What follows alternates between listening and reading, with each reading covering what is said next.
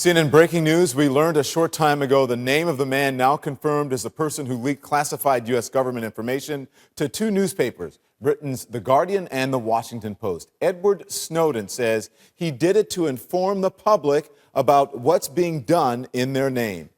Those are his words. We're playing for you a long on-camera interview he gave The Guardian newspaper. Here's the last part of it. We are currently sitting in a room in Hong Kong, which is where we are because you've traveled here.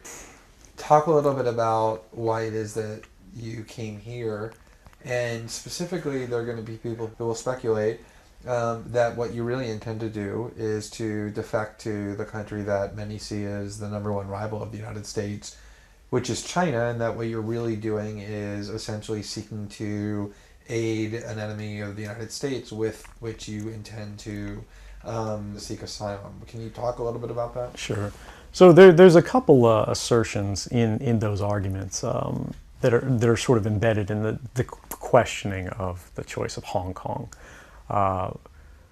The first is that China is an enemy of the United States. It's not. I mean, there are conflicts between the United States government and the Chinese PRC government.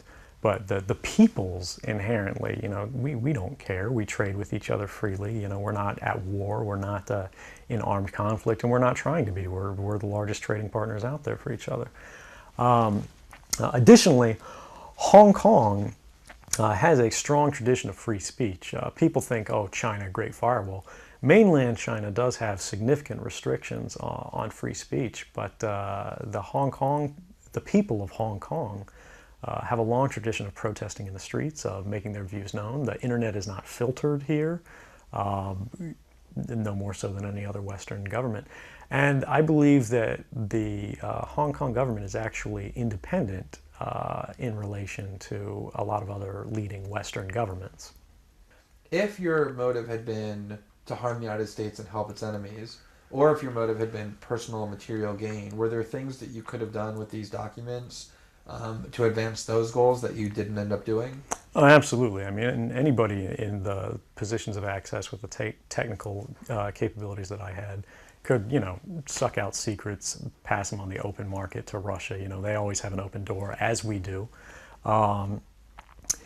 I had access to, the full rosters of everyone working at the NSA, the entire intelligence community, and undercover assets all around the world, the locations of every station we have, what their missions are, and so forth. If I had just wanted to harm the U.S., that you could shut down the surveillance system in an afternoon. But that's not my intention, and I think for anyone making that argument, they need to think, if they were in my position, and you live a privileged life, you're living in Hawaii, in paradise, and making a ton of money, what would it take to make you leave everything behind? The greatest fear that I have regarding the outcome for America of these disclosures is that nothing will change. People will see in the media all of these disclosures. They'll know the lengths that the government is going to grant themselves powers unilaterally to create greater control over American society and global society. But they won't be willing to take the risks necessarily to stand up and fight to change things, to force their representatives to actually take a stand in their interests. And the months ahead, the years ahead, it's only going to get worse until eventually there will be a time where policies will change, because the only thing that restricts the activities of the surveillance state are policy. Even our agreements with other sovereign governments, we consider that to be a stipulation of policy rather than a stipulation of law. And because of that, a new leader will be elected. They'll flip the switch, say that because of the crisis, because of the dangers that we face in the world, some new and unpredicted threat, we need more authority, we need more power, and there will be nothing the people can do at that point to oppose it, and it'll be turnkey tyranny.